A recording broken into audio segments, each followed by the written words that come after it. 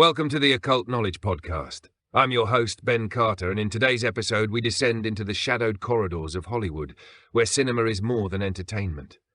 Behind the dazzling lights and silver screen, hidden rituals and coded symbols whisper of a deeper agenda. What if film itself is a ritual, shaping mass consciousness with ancient sigils of power?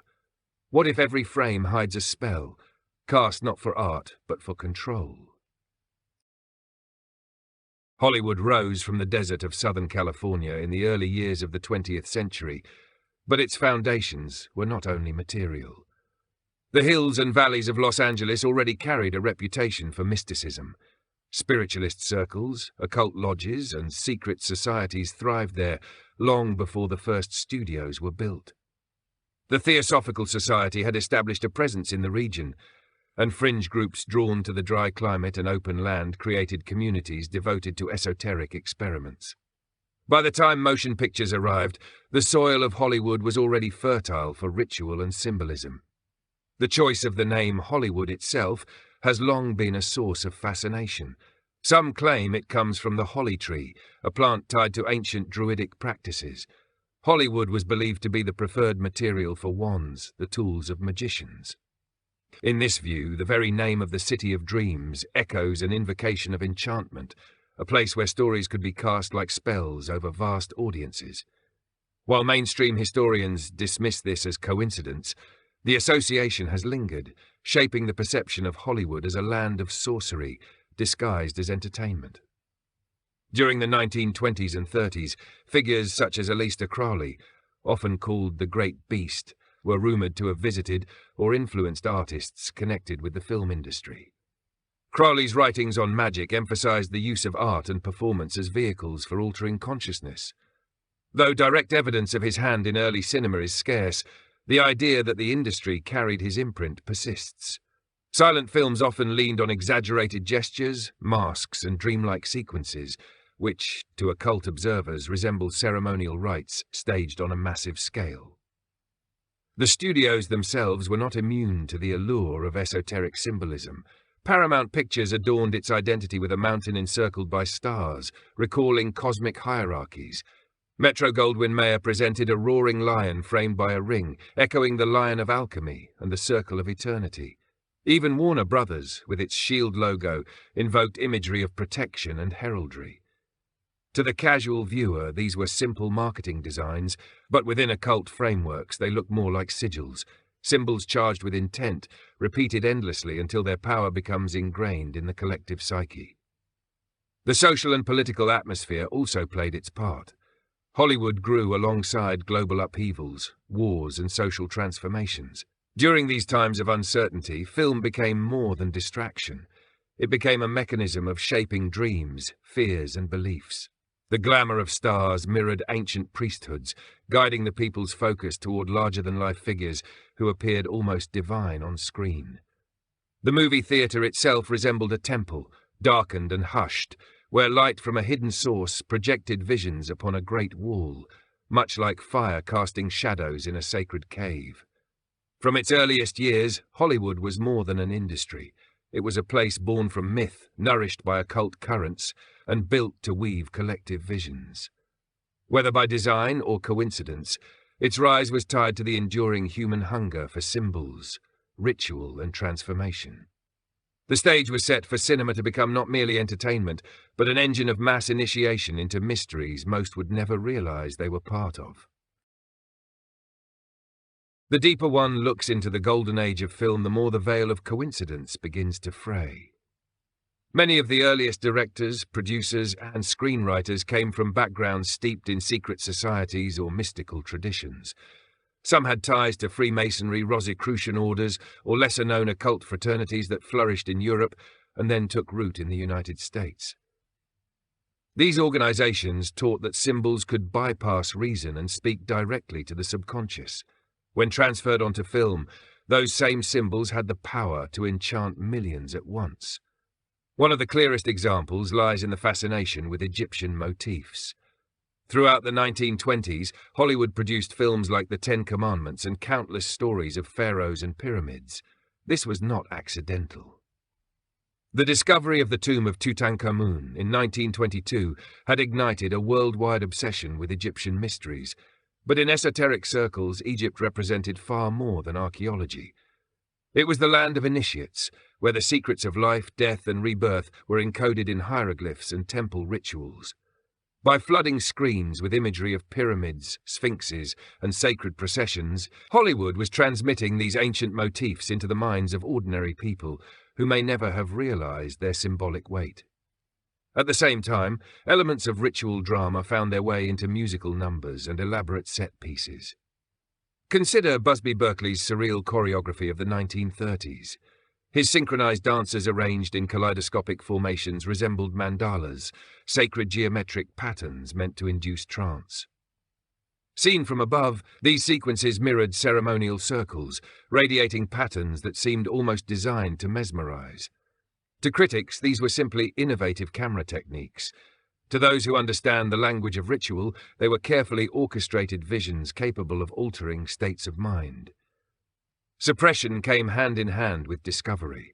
Whispered accounts spoke of scenes edited out of films because they too openly revealed occult concepts. Certain directors were rumoured to have been pressured to tone down imagery that hinted at alchemy, witchcraft, or theurgy. Studios preferred to keep the esoteric as suggestion, hidden in plain sight, rather than risk alarming censors or provoking religious outrage. In some cases, scripts that touched too directly on secret traditions were shelved entirely, buried beneath safer productions. The culture of secrecy extended to the stars themselves. Many actors were rumoured to be initiated into private orders, their celebrity masks serving as both glamour and guard. The word glamour itself comes from old Scottish folklore, meaning a spell of illusion. The Hollywood star system was essentially a ritual of glamours, transforming ordinary individuals into living archetypes who channeled mythic energy before vast audiences. The creation of these idols was not unlike the consecration of statues in ancient temples, vessels meant to embody forces larger than human. These patterns reveal that from its earliest decades, Hollywood carried within it both discovery and suppression. The industry unearthed ancient imagery, infused films with mystical design, and then buried the more overt traces of its occult influence. What was shown on the screen was only part of the story. The rest was edited away, concealed, or whispered about in back rooms. To the ordinary viewer, the magic was entertainment. To those who knew the codes, it was a ritual playing out on a grand stage, shaping consciousness while keeping the deeper truths hidden from plain sight. If we examine the record with patience, a trail of evidence begins to emerge. It is not the kind of evidence found in courtrooms or scientific journals, but a scattered pattern of anomalies, coincidences, and testimonies that together suggest something larger. From studio archives to rare interviews, from forgotten manuscripts to the stories whispered in biographies, clues point to a hidden layer beneath the surface of Hollywood's dream factory. The recurring use of occult symbols is one such clue. The all-seeing eye has appeared repeatedly in set designs, costume details, and even promotional posters. The pyramid, the circle, and the star, all powerful symbols across cultures, are embedded within films with such frequency that chance seems unlikely. The circle, often glowing on screen, has long represented eternity and ritual wholeness. The star, central to the Walk of Fame that immortalizes actors on the sidewalks of Hollywood Boulevard, echoes the pentagram of ceremonial magic. To those familiar with symbolic language, the city itself becomes a living talisman. Eyewitness testimony adds another layer. Stagehands, assistants, and lesser-known actors have occasionally spoken of unusual ceremonies held on studio lots after hours. Some described candlelit gatherings, others hinted at invocations performed before major productions began. Though often dismissed as exaggeration or gossip, these accounts mirror the structure of initiation rites found in occult traditions. Just as ancient builders consecrated temples before construction, some insiders believed films required ritual blessing to succeed or to align with hidden currents of power. There are also the strange deaths and scandals surrounding certain stars. The untimely passing of rising icons, the sudden spirals into madness, the patterns of tragedy that seem to cluster around certain productions. All of these have been interpreted as signs of curses or sacrificial bargains. While conventional explanations exist, the persistence of these rumors shows that many sensed a darker undercurrent at work. Biographers often avoided probing too deeply, but within fan culture and underground publications, whispers of ritual sacrifice became inseparable from the myth of the silver screen. Beyond stories and rumors, fragments of written evidence survive. Private letters from directors reveal their interest in alchemy, astrology, or ceremonial magic. A few even corresponded with known occultists of their time, seeking guidance on how to infuse symbolism into their films. In rare cases, storyboards contain marginal notes that refer to ritual sequence, invocation lighting, or the veil, phrases that suggest more than artistic direction. These scraps hint that certain films were crafted as layered works, entertaining on one level while transmitting coded meanings on another. There is also the testimony of the viewers themselves. Many speak of films that haunted their dreams, that left impressions too deep to explain by narrative alone. Psychologists would call this the power of suggestion, yet occultists would recognize it as enchantment. When millions of people simultaneously absorb the same images, the same rituals disguised as entertainment, the effect can be collective. It shapes beliefs, fashions desires, and redirects the currents of culture itself. Taken separately, these elements might be dismissed as fantasy, but when viewed together, they form a lattice of hidden truth, a network of evidence, half-glimpsed and often denied, but resilient nonetheless. The suggestion is clear. Hollywood is not merely a factory of entertainment. It is a site of ritual performance, where ancient symbols, whispered ceremonies, and coded images converge to guide the imagination of the masses. Whether this was accidental or intentional, the effect remains the same: consciousness shaped by forces just out of sight. When we widen the lens beyond a single era or nation, the same symbolic patterns appear with uncanny persistence. Cultures separated by oceans and centuries seem to draw from the same hidden vocabulary of images and rituals.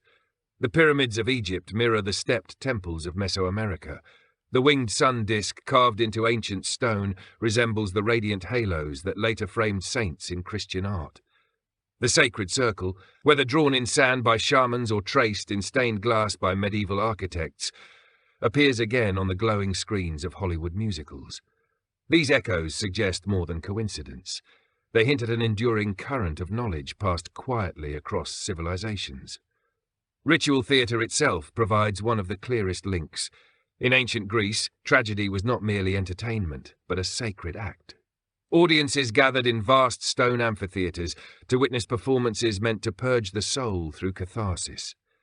Similarly, in Egypt, dramatic rituals enacted the death and resurrection of Osiris as part of the initiation of the priesthood. In both cases, the line between art and ceremony dissolved. The stage was an altar, the actors were priests, and the audience was transformed. When viewed in this light, Hollywood's elaborate productions resemble not just theatre, but a continuation of these older mystery traditions, updated with cameras and electric light. The cult of the star provides another echo. Ancient civilizations often deified individuals, raising them as intermediaries between mortals and the divine. Pharaohs were considered incarnations of Horus, the falcon-headed god. Roman emperors demanded worship as living gods. In Hollywood, actors are elevated in a strikingly similar fashion. Their images shine across billboards, their handprints are immortalized in concrete, and their private lives are mythologized as if they were legends. This phenomenon is not accidental. It mirrors the archetypal need for idols, channeled into a modern form. Across cultures, symbols of light and shadow dominate. The torch of enlightenment carried by Prometheus, the lamp of wisdom held by hermits in tarot cards, and the spotlight shining upon performers all carry the same archetypal resonance. They declare that light reveals, transforms, and exalts. At the same time, the darkness of the theatre mirrors the cave, the tomb, and the womb, spaces of mystery and transformation. Viewers sit in darkness, receive visions of light, and leave changed, just as initiates did in the chambers of Eleusis or the sanctuaries of Mithras. Even the structures of Hollywood films carry echoes of myth. The hero's journey, popularized by Joseph Campbell, reflects the pattern of initiation rites across the world. separation, trial, death, and rebirth. Audiences are not simply entertained by these arcs, they undergo them vicariously. Every ticket purchased becomes a subtle act of initiation, every story consumed a symbolic descent into the underworld and return to the surface transformed. These cross-cultural parallels suggest that Hollywood does not operate in isolation. Whether intentionally or by archetypal design, it taps into the same reservoir of imagery and ritual that has guided human imagination since the dawn of civilization. The screen becomes a mirror reflecting echoes of temples, caves, and altars that existed long before the first projector whirred to life. If these parallels are more than chance, then Hollywood is not inventing new myths at all. It is preserving the oldest ones, hidden in plain sight, whispered to millions under the guise of entertainment. The academic establishment has long dismissed these connections as speculation, coincidences dressed up as patterns. Professors of film history point to practical explanations. Designers borrow from popular trends, directors use familiar imagery because it resonates with audiences, and myths recur simply because they are universal stories. Yet, when confronted with the sheer consistency of occult motifs in Hollywood, the dismissals often feel more like protective reflexes than thorough investigations.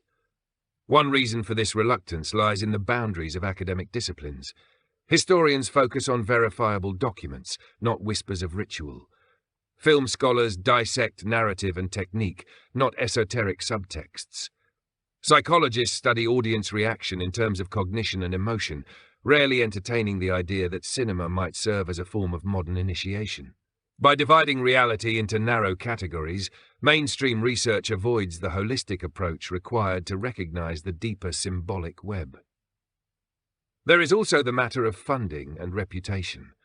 Scholars who stray into the territory of the occult risk ridicule from their peers and loss of credibility. Universities and cultural institutions are sustained by donors and grants, many of which are tied to corporate or governmental interests. To suggest that a cornerstone of American culture like Hollywood operates as a ritual system would invite controversy that few are willing to bear. Careers have been derailed for far less. When skeptics do address the claims directly, the responses tend to be curt. They argue that symbols like the pyramid or the all-seeing eye are too common to carry hidden meaning, or that rumors of ceremonies on studio lots are fabrications of tabloids. Some even suggest that the human mind is wired to find patterns where none exist, a phenomenon called apophenia. While this may explain a portion of the evidence, it cannot erase the documented correspondences. Letters written by directors fascinated with magic, choreography designed as geometric mandalas, or logos echoing ancient talismans. The line between coincidence and intention remains blurred, yet the questions are rarely explored with true rigor. Taboo subjects further reinforce the wall. Occultism, ritual sacrifice, or theories of mass manipulation are often relegated to the margins of conspiracy theory. Once labeled as such, they become unworthy of serious inquiry. This categorization protects the dominant narrative and ensures that certain questions never reach mainstream discussion. But the very existence of such taboos raises suspicion. Why must some ideas be ridiculed rather than refuted? Why is ridicule preferred over investigation? The academic silence creates a vacuum, one that independent researchers, alternative historians, and fringe theorists have rushed to fill. They point out the gaps, highlight the evidence overlooked, and question the motives behind institutional denial. Whether or not one agrees with their conclusions, they keep alive the possibility that something important lies beneath the official story.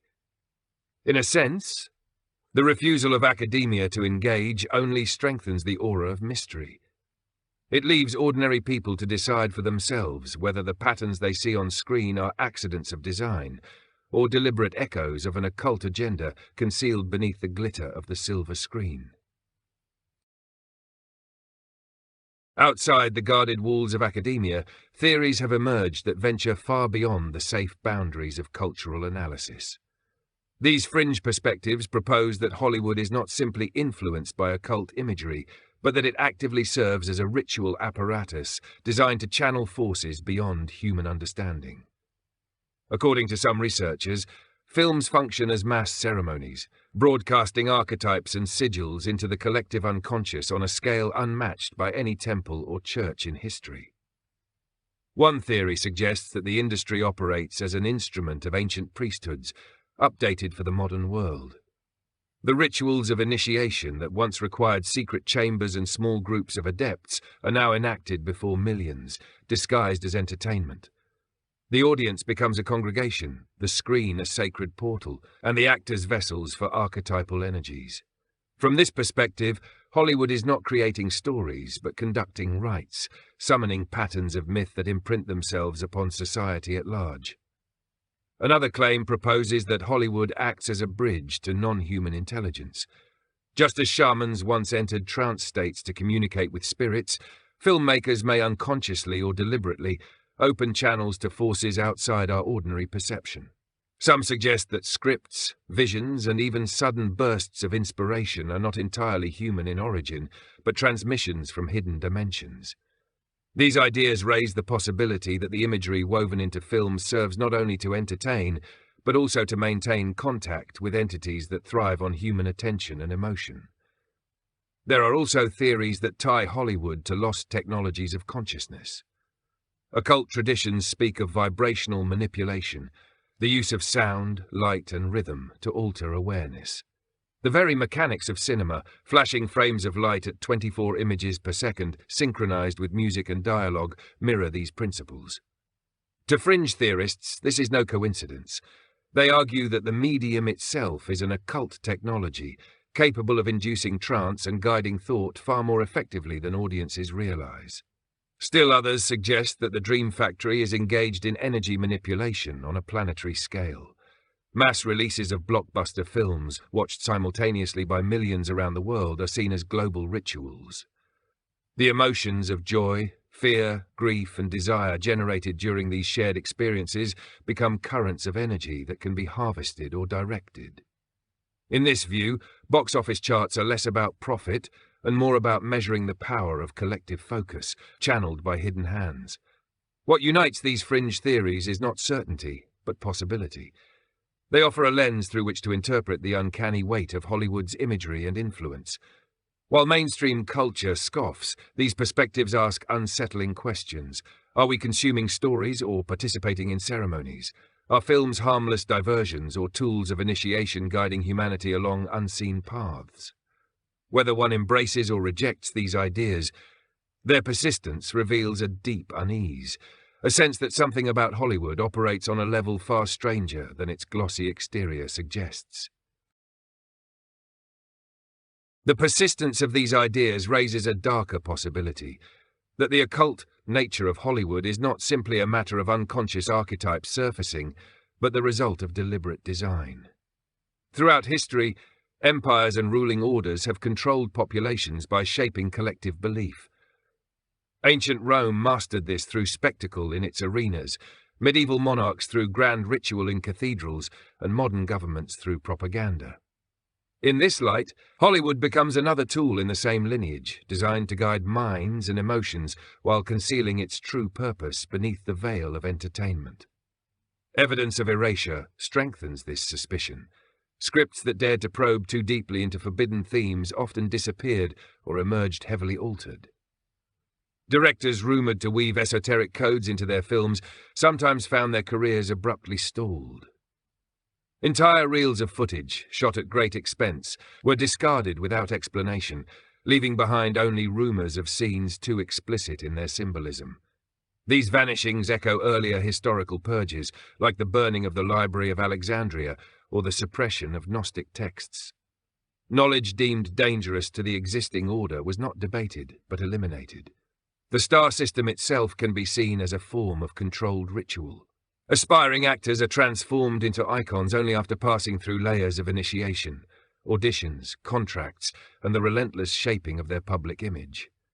Whispers persist that some undergo literal rituals behind closed doors, binding them to hidden powers in exchange for fame. While difficult to prove, the patterns of meteoric rise followed by collapse or tragedy mirror sacrificial cycles found in myth. The star is raised high, worshipped by millions, and then destroyed, their energy absorbed into cultural memory. Censorship provides another mechanism of erasure. Throughout the 20th century, Hollywood operated under codes that restricted open discussion of subjects like witchcraft, homosexuality, or radical politics. Officially, these rules were moral safeguards.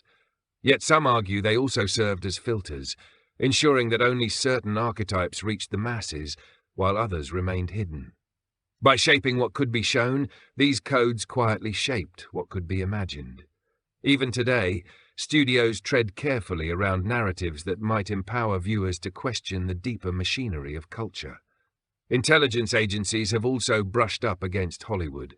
Declassified files reveal collaborations between studios and government offices, ensuring that films promoted narratives favorable to national policy.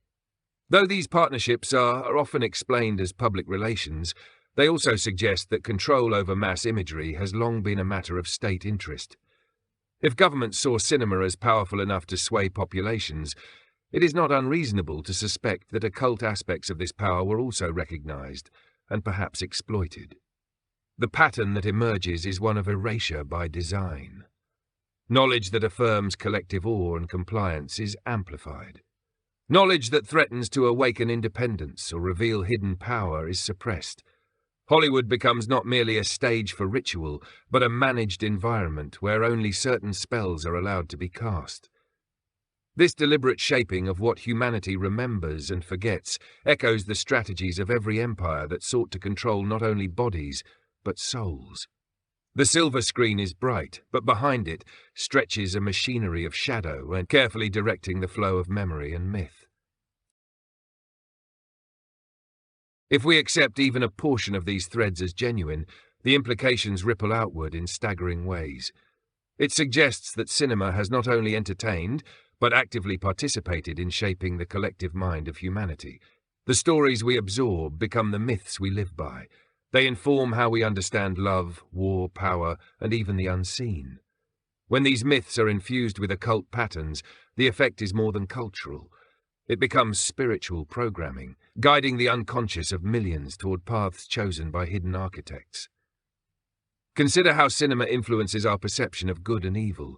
Villains are often framed with dark, shadowed imagery that echoes ancient depictions of demons or fallen gods.